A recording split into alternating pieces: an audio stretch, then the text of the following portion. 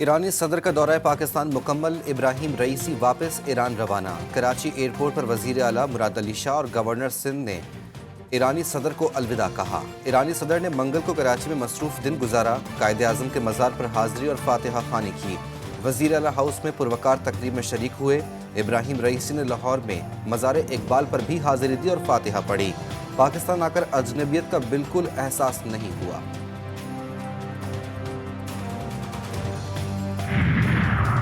وزیر اعظم شہباز شریف اب سے کچھ دیر بعد کراچی پہنچیں گے۔ شہباز شریف مزار قائد پر حاضری دیں گے۔ وزیر اعلیٰ سندھ اور گورنر سے ملاقاتیں کریں گے۔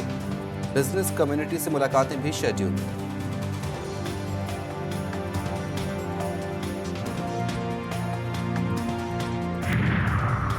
آئی ایم ایف کے ساتھ طویل المدتی پروگرام درکار، توانائی کے شعبے میں اصلاحات ناگزیر، ٹیکس کی شرح میں اضافہ ضروری ہے۔ وزیر خزانہ محمد اورنگزیب کا اسلام آباد میں تقریب سے خطاب، بولے آئی ایم ایف قرض کے لیے آخری راستہ ہے، آئی ایم ایف قرض پروگرام میں ہوں تو کوئی پلان بی نہیں ہوتا۔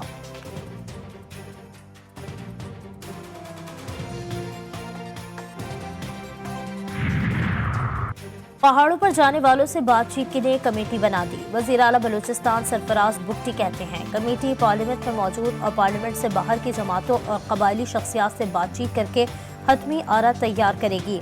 لاپتہ افراد کے حوالے سے معاملات 80% حل ہو چکے ہیں۔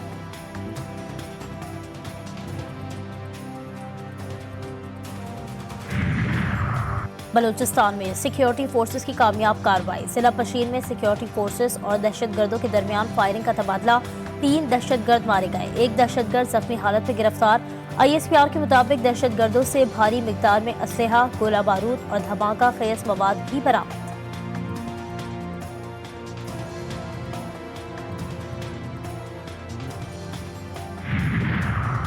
لوور دیر میں باجپان پل کے قریب تیز رفتاری موت کا سبب بن گئی، موٹر سائیکل سامنے سے آنے والی موٹر سائیکل سے ٹکرا گئی، 3 نوجوان جاں بحق۔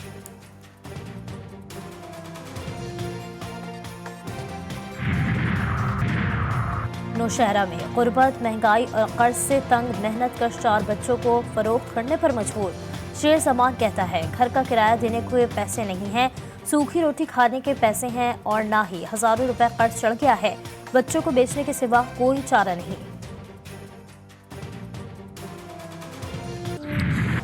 غزہ میں اسرائیلی درندگی کو 200 سے زائد دن مکمل، رفح میں بمباری سے ایک ہی خاندان کے 3 افراد شہید، خان یونس، زیتون، دیر البلح، بیت اللحیہ میں بھی حملے، 54 افراد شہید، 100 سے زائد زخمی، شہداء کی تعداد 34,300 تک پہنچ گئی ہے۔ ناصر اسپتال میں مزید 32 لاشیں نکال لی گئیں، مجموعی تعداد 310 ہو گئی۔ اقوام متحدہ کا غزہ کے ناصر اور الشفا اسپتال میں اجتماعی قبریں ملنے کی تحقیقات کا مطالبہ۔ اقوام متحدہ کے انسانی حقوق کے سربراہ والکر ترک کہتے ہیں کہ واقعے کی آزادانہ، مؤثر اور شفاف تحقیقات کرائی جائیں، بین الاقوامی تفتیش کاروں کو شامل ہونا چاہیے۔ اسرائیل کی فلسطینیوں کو اجتماعی قبروں میں دفن کرنے کی تردید، اسرائیلی فوج کا کہنا ہے کہ مخفیوں کی تلاش کے دوران نصر اسپتال میں پہلے سے دفن لاشوں کا جائزہ لیا گیا۔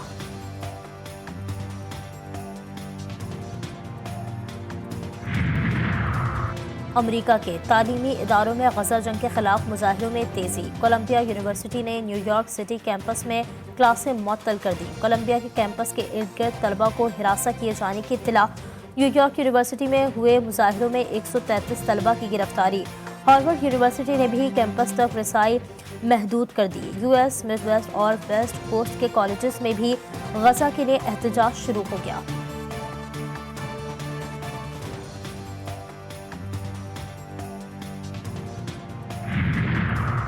پاک نیوزی لینڈ T20 میلہ راولپنڈی کے بعد لاہور میں سج گیا، کھلاڑیوں کے لاہور میں ڈیرے، پریکٹس سیشن میں شرکت، ایک میچ بارش کی نظر 1-1 دونوں ٹیموں کے نام رہا، چوتھا میچ کل قذافی اسٹیڈیم میں کھیلا جائے گا۔ ویسٹ انڈیز ویمن ٹیم نے تیسرے اور آخری ون ڈے میچ میں پاکستان کو 88 رن سے شکست دے کر سیریز 3-0 سے اپنے نام کر لی۔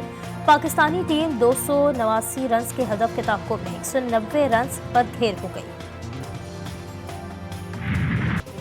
मगरिबी हवाओं का नया सिलसिला आज मुल्क में दाखिल होगा। बलूचिस्तान में गवादर, केच, अवारान, चागी, खरान, कलात, मस्तूंग, झलमक्सी, नसीराबाद, जेरा, बुगटी, लोरालाई, किला सैफुल्ला और किला अब्दुल्ला में मूसलाधार बारिश का इम्कान।